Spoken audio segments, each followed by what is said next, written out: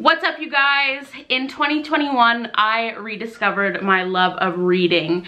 I went from being a voracious reader growing up to hardly reading anything at all in the past few years of my adult life. So last January, I decided to pick up a book and set a goal for myself to read 20 books throughout that year, and I ended up reading 37. Most of which are stacked behind me. So today I'm going to be doing a recap of everything I read. If you are interested in book content, please give this video a thumbs up and leave me a comment down below letting me know your thoughts on any of these books or what you're currently reading, because I'm really trying to gauge the interest in these types of videos moving forward, and a like and a comment will greatly help me out. Before we get into it, I will have links for every single book mentioned in today's video in the description box. I'm also going to link my Goodreads profile. I would love to be friends with you over there, so go over and send me a friend request. And I'm also going to link my Amazon wish list, because that is where I keep track of books that are on my radar. And I want to share a huge money saving tip. This is something I get asked about all the time on Instagram. As someone who likes to own physical books, obviously, this can quickly become a very expensive hobby. So I buy a lot of my books on a site called BookOutlet, and this is not sponsored at all. I wish.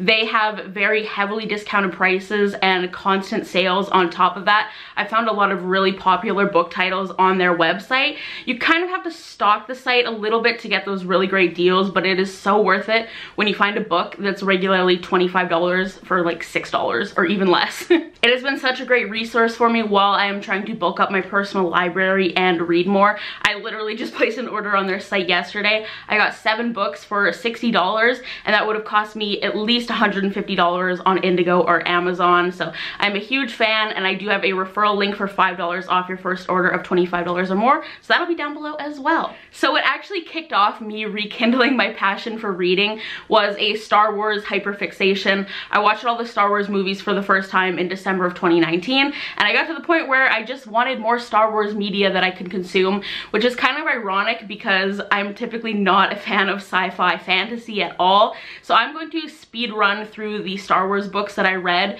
because I understand that probably doesn't have the most mass appeal for you guys. Correct me if I'm wrong though. Let's start with the books I wouldn't recommend. The first book I read was the novelization of Revenge of the Sith. That's my favorite Star Wars movie. I'm a prequels bitch, okay? Fight me. This book just had too much technical combat and also spacecraft jargon for me to really love it. The Aftermath trilogy is a no. Dark Disciple, but still no. Ahsoka, sadly no. This book could have been cut down to the last 50 pages and it would have accomplished the exact same thing. And Light of the Jedi, also a no. This had way too many characters and hardly any of them were interesting. The books I would recommend are anything by Claudia Gray. Lost Stars in particular was my favorite. This takes place along the same timeline as the original movie trilogy, so even if those are the only Star Wars movies you've seen, you could read this. It's a love story that follows 2 characters from childhood onward and their experience joining and working for the Empire. This book draws a lot of really interesting real-life parallels to show how easy it can be to be indoctrinated into something evil, even if you are a good person at your core. And I also really enjoyed both of Delilah Dawson's Star Wars books, both Phasma and its pseudo-sequel Black Spire. All 5 of the books that I read from these 2 lovely authors were 5 stars. After I got burnt out on Star Wars, I had to start to figure out what I like to read as a person in my late 20s. So naturally, I went to BookTok. Previously, as an adult, I really only read non-fiction, but surprisingly, for the rest of the year, I only read fiction novels, and I've really been enjoying them. So I started off by reading The Midnight Library by Matt Haig to get me out of my reading slump. This book kicks off with the main character, Nora, deciding to take her own life. This sounds like a spoiler, but it's not really, because it is revealed in the very first line of the book. After this, she ends up in a space before the afterlife called the Midnight Library, where you essentially have a chance to revisit all your what ifs and your regrets and experience these parallel timelines and see how your life would have turned out if you made different choices. This book really resonated with me as a depressed person, because I spend so much time ruminating on my choices and feeling like I've probably taken so many wrong turns in life. My favorite part of this book was getting to experience Nora's different parallel timelines. I felt like they were really creative and interesting, and also most of the time you're watching Nora get thrown into these alternate universes. basically with no context of what's going on, and she has to figure out what is happening in her own life, which was very entertaining. I would only recommend this book if you feel like you are in the right headspace to handle serious mental health subjects like this. I do feel like this book has helped me appreciate where I'm at in life more when I am in a bad place, and I also felt like it was a really accurate description of how depression can make you feel. I discovered a new favorite author in 2021, and that is Emily Henry. I read People We Meet on Vacation and Beach Read. I see this frequent discourse on TikTok that you either like one or the other. I really enjoyed both, but I have to say People We Meet on Vacation is definitely my Emily Henry book. I think this strikes a personal chord for me because this is like a best friends to dating / lovers trope, and I'm in a relationship with my best friend. This book totally melted my heart. I audibly awed out loud while reading this many times. In general, I have been loving Emily Henry because she writes romance that doesn't feel cheesy, characters that feel so real and well developed, and I feel like she also has a great millennial voice in her writing. I'm just realizing now I don't know if she's actually a millennial. I'm just basing that off of her photos and like the characters she writes, but I really relate to how her characters act and think and feel. And for books that you might look at the covers and just dismiss as fluff, they deal with heavier topics like divorce as a young adult, grief, and complicated family dynamics. People We Meet on Vacation is generally lighter and more humorous, whereas Beach Read is heavier, spicier, you know, it's got enemies to lovers vibes, but once again, I really love both of these. And it's worth noting that Beach Read is the only book in 2021 that made me tear up. Not full on cry, not like destroy me. I've yet to find a book like that as someone who is dead inside, but that is a different topic. The Woman in the Window by A.J. Finn was my first foray into thrillers over this past year. This is about an agoraphobic woman named Anna living in New York City. She is obsessed with spying on her neighbors, but one night she witnesses something horrible. The only problem is she doesn't know if what she saw was real. I love the pacing of this book. It had really short chapters, which is something I've always enjoyed because then my ADHD brain just gets those sweet hits of dopamine even more frequently. It's wonderful, and you feel so frustrated for the main character in this book. After finishing this, me and James watched the Netflix movie immediately after, and the book was definitely better than the movie. There's way more character development and insight into Anna's behaviors, and the twists and reveals just come together in a way that is so much more satisfying in the book. I found this absolutely gripping, and I feel like it was a great way to dip my toes into this genre. On the flip side, I felt like I was catfished by In 5 Years by Rebecca Searle. The synopsis for this book literally describes it as an unforgettable love story. In 5 Years is about a woman whose life is perfectly on track. She's got it all going for her. She lands the promotion at her law firm that she has been coveting. Later that day, her boyfriend proposes, but then she has a premonition where she wakes up 5 years later in a different apartment with a different man and a different ring on her finger, and she is basically left to figure out how her life plan goes so off the rails. I wanted romance.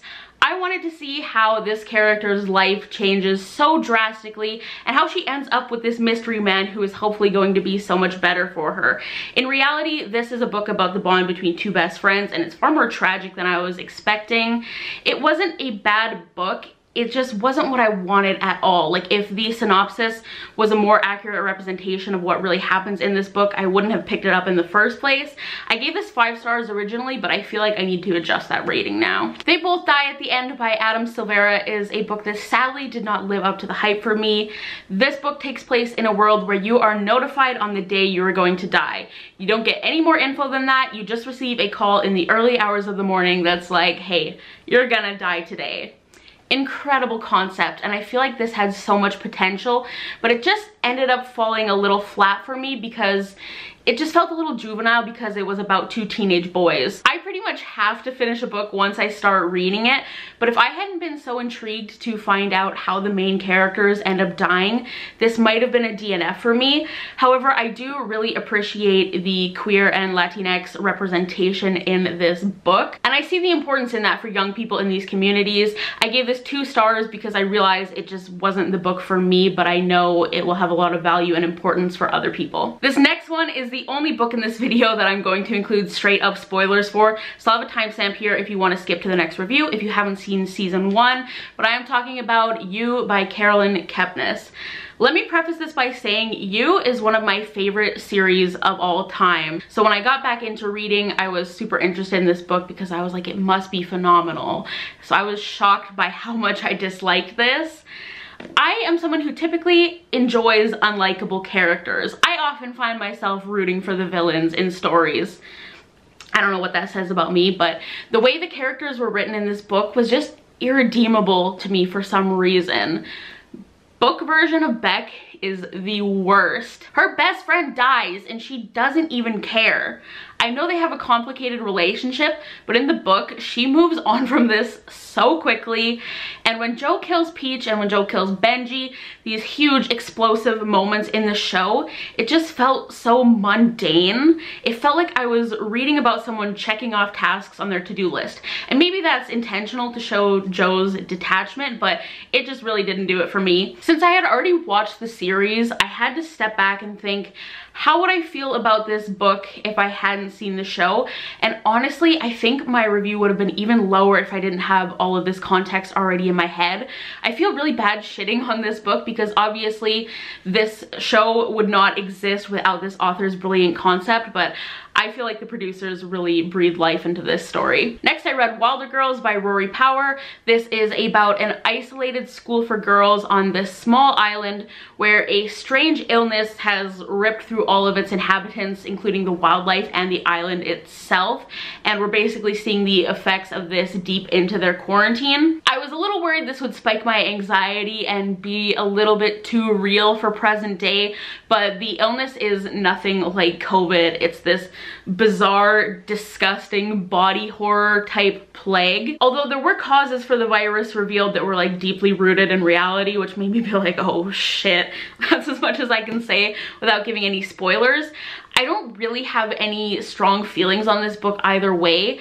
The ending was very open-ended, so I feel like I've had a hard time processing my thoughts. However, I do think it is worth the read if it interests you because it has stuck with me. I think about this book like all the time, and part of that is because there is some really graphic, horrifying stuff in here. If you are in bookish spaces online in any capacity, then you know that I had to read It Ends With Us and Verity by Colleen Hoover. People talk about these books so much that they've kind of become a controversial and polarizing topic, so I had to see what the deal was. I do see the hype because these books did really grip me. I was interested start to finish. I never got bored. I wanted to see what happens next until the very end of both of them. So for that reason, I gave them both 4 stars, but they aren't all-time favorites for me, though I have picked up Ugly Love by Colleen Hoover since. I haven't read it yet though. It Ends With Us is largely a story about domestic abuse, and I feel like it's a great read for anyone who has asked themselves the question, why can't they just leave? Because I remember as a young child, the first time I ever heard about someone in an abusive relationship, that's what popped into my head. Can't they just break up? Why not get a divorce? Literally, like, what's stopping them from leaving? And I'm not going to lie, as someone who hasn't experienced abuse firsthand, that's something I've still thought as an adult as well. But the difference is when I thought those things as an adult, I no longer have that childhood naivete, and I knew it was just a case of being ignorant on the subject, and this book really provided insight into how it's not that simple. Verity is a thriller, and honestly, it was so much darker than I was expecting from a book that I see constantly recommended online with like no summary and no trigger warnings. The first line of the book is literally, "I hear the crack of his skull before the spattering of blood reaches me." It's dark, it's eerie, it's graphic, it's explicit, it's full of deceit. It's a lot. I would definitely recommend reading trigger warnings for this book if you are interested in it. Next, I read Such a Fun Age by Kylie Reed. I don't feel like the best equipped person to review this book as a white woman, so I'd recommend seeking out other reviews as well. This story is about a complicated relationship between 2 very different women, one being a wealthy white woman and the other the young black woman who babysits for her. This deals with topics like race, bias, privilege, and microaggressions in a way way that feels really approachable. One thing I really liked about the writing style in this book was that every time a new character was introduced, you got this succinct little synopsis of their history, and it made them feel really well fleshed out and nuanced. This is a book that I feel is definitely more character driven rather than plot driven, which is something I'm just starting to learn to recognize in books, and I'm not totally sure how I feel about it yet, and I was a little unsatisfied by the ending, so I think that's why this was 4 stars instead of 5 for me. After that, I read something completely different, a fun, smutty, enemies to lovers romance. We love the variety. It Happened One Summer by Tessa Bailey is about a spoiled socialite named Piper who gets cut off by her stepdad and sent to live in a small town in Washington to learn the value of hard work as a person who has had everything handed to her in her life. And of course, you know, she falls into the arms of a surly bearded fisherman while she's there, because why not? Apparently the main character in this is based off of Alexis from Schitt's Creek, which is a show I have never watched. I know, I can hear your jaw dropping from here. Should James and I watch it? Let me know in the comments down below. Once their enemies dynamic dissolves, our fisherman, Brendan, builds Piper a pergola. If that isn't the female gaze, I don't know what is. I want a man to build me a pergola. How do I send this to James without actually sending this to him? Lots of cute, swoon-worthy romantic moments with a heavy dose of smutty, steamy scenes. It was delightful. My Lovely Wife by Samantha Downing was another promising book that let me down, unfortunately. This is about a couple who decides that they are going to start luring and murdering women together. There was a twist early on in this book that made my jaw drop. I literally sat up in bed because I was like, oh shit, this book is about to go crazy. But then it's followed by so much bland domestic monotony that by the time you get to the end and like the really big twists are revealed, I was just so bored. I just didn't care anymore at all. So this was a 2 stars. One I'm really glad I got super cheap on BookOutlet. Thankfully, my next book is another 5-star read to liven the mood again. The Guest List by Lucy Foley was the perfect fun murder mystery that I wanted after reading My Lovely Wife. Let me paint a picture for you here. You're on a remote island off the coast of Ireland and you're attending a luxurious, high-profile wedding between a charismatic TV star and a determined, controlling magazine publisher. Everyone's got secrets, everyone has a motive, and someone gets killed. The atmosphere of this stormy, spooky little island with its dangerous tides and its marshy, ancient burial ground and frequent power outages, combined with the way all of these characters' lives and deceit is so perfectly intertwined, and the building tension throughout the entire story made this book incredible. I can't wait to read this book again one day now that I know how everything comes together and see what I missed. Actually, the next 2 books I read also had wonderful atmosphere building. First is Lock Every Door by Riley Sager. This story is set in a deliciously gothic apartment building in New York City called the Bartholomew. Our main character, Jules, is down on her luck and she ends up in this situation that seems way too good to be true, where she's being paid a very hefty amount to apartment sit in this secretive building with all of these high-profile tenants. And when she discovers there has been a chain of disappearances linked to this building, she wants answers. I really wanted to love this book, but overall it just really didn't do it for me. I think because the main character feels so blah and devoid of her own personality, it felt really unbelievable that she would be the one to uncover all these secrets about the Bartholomew. Like, she doesn't come across as particularly smart or savvy, yet we're supposed to believe that she is the one who somehow cracks this case. It's not adding up. At one point, Jules thinks she's found the explanation to what's happening in the Bartholomew, but it happens a little bit too early on, so you know that's not going to be the real conclusion, but that's what I wanted to be the real cause of the disappearances in this building. Also, the title doesn't really have anything to do with the book. Like, it doesn't have a real meaning.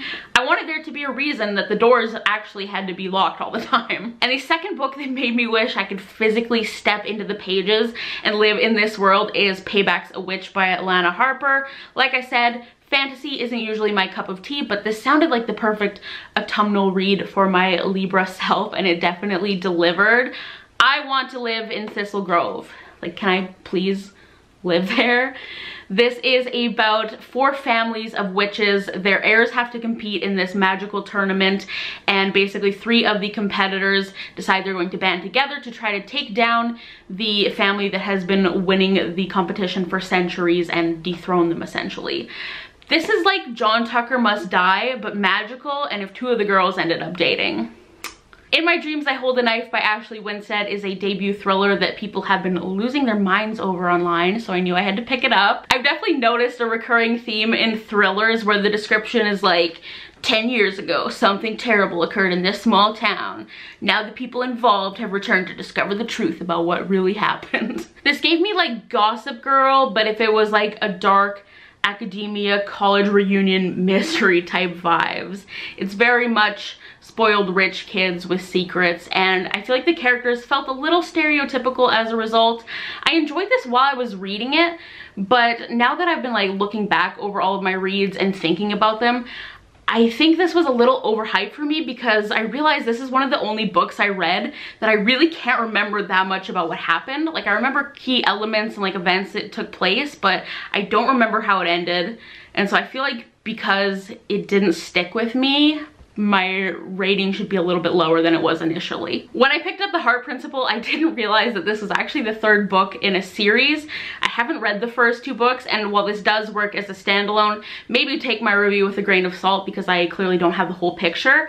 I was surprised to find this book a little bit triggering because there are descriptions of kind of repetitive behaviors and being stuck in a loop, and that is intentional because it's meant to show compulsive behaviors in the main character. But I have OCD and that felt a little bit too real for me, and I was surprised by that because I didn't think that's something I would find triggering, and because there are way more triggering topics in this book. This book is a really heartbreaking and painful story about familial pressure, putting on a mask to please people, burnout, neurodivergency, trauma, and mental health masquerading as a romance.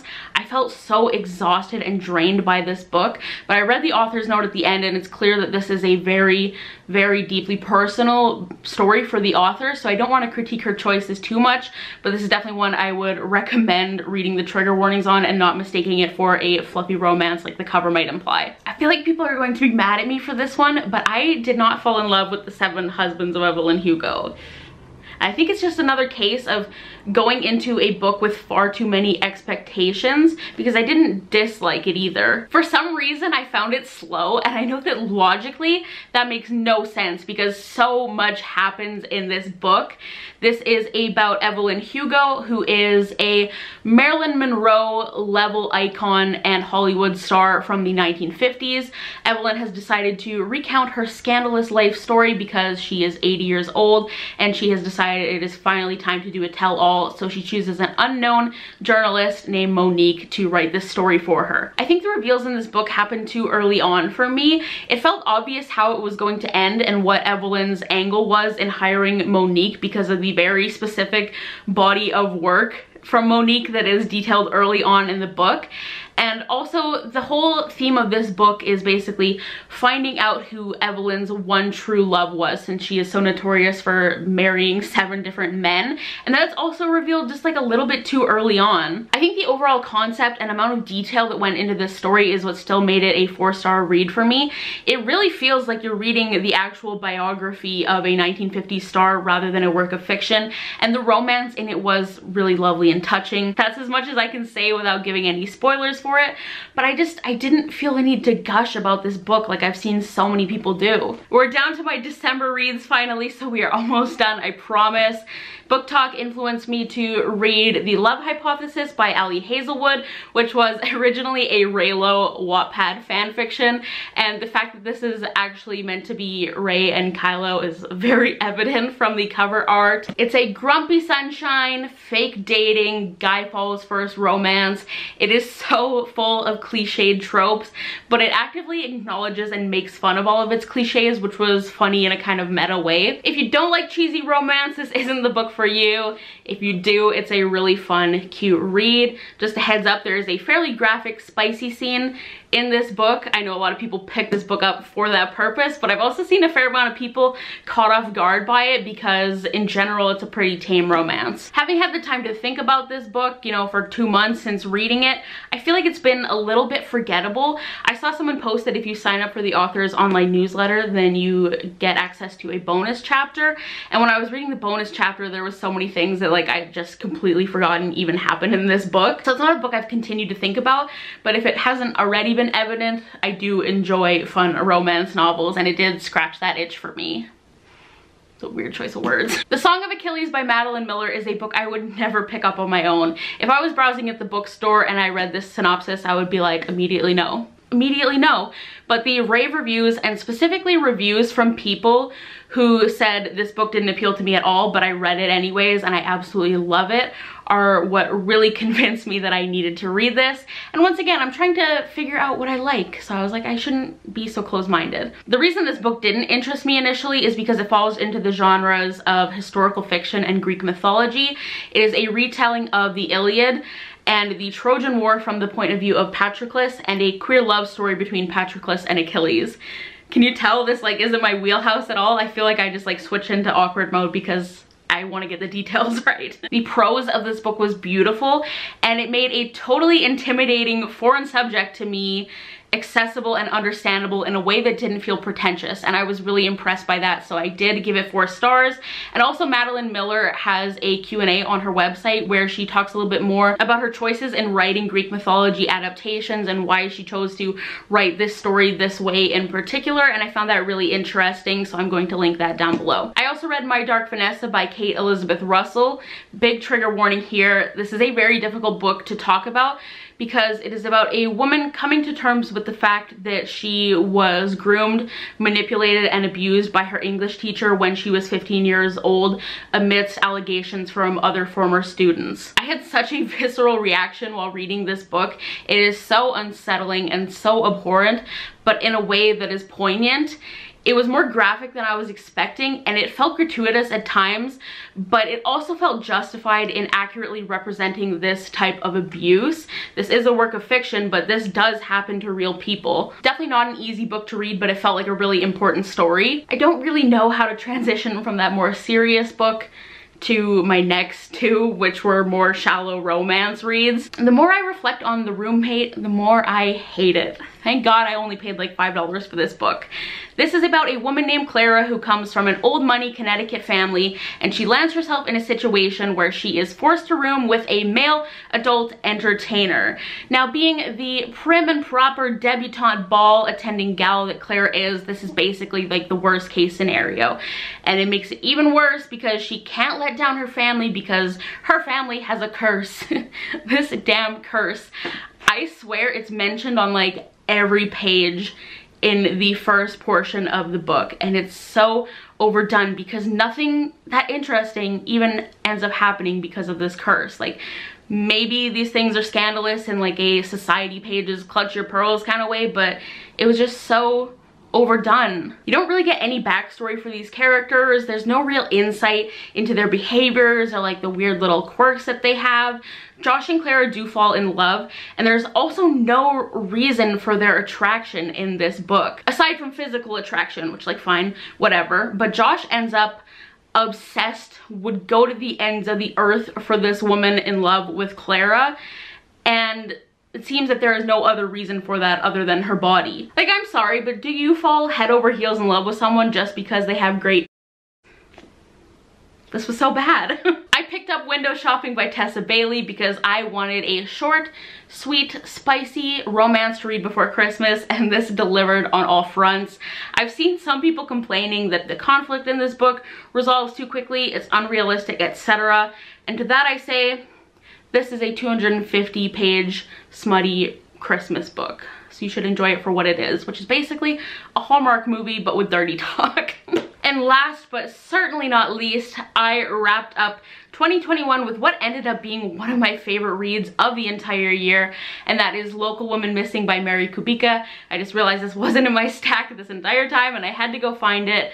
This at first glance is another 10 years later domestic thriller, but it was so much more to me. A woman goes missing, and then shortly after, a mom and her 6-year-old daughter also go missing, and then 11 years later, when this book is taking place, the daughter has returned. That's like the most info I really want to give. I don't want to spoil anything about this book. I think you should go into this book not knowing any more than that. Just trust me and pick this up. I was so gripped by this book. It started off so differently from what I was expecting, and as I was nearing the end, I realized what was happening. I think it's kind of impossible not to with the way things play out, but the suspense and just the things that I realized that must have been right in front of my face the entire time that I had missed kept me on the edge of my seat while I was reading this. This was such a great note to end the year on. That's it, folks. We made it through all 37 books. Just a little recap. My top 3 of the year and the books I would recommend the most are Lost Stars, People We Meet on Vacation, and Local Woman Missing. Once again, I'd love to continue making this type of content, and if I make future book videos, I won't have an entire year's worth of recap to do, so they should hopefully be a little bit shorter than this. But please give me a thumbs up and leave a comment down below if you want to see more videos. Once again, that really helps me out in gauging what you guys want to see. And don't forget to check out the description box for links to all the books, my Goodreads, my Amazon wishlist, BookOutlet. And if this happens to be the first video of mine you're stumbling upon, don't forget to subscribe down below. I would really appreciate that. But I will talk to you guys in the next one. Bye, guys!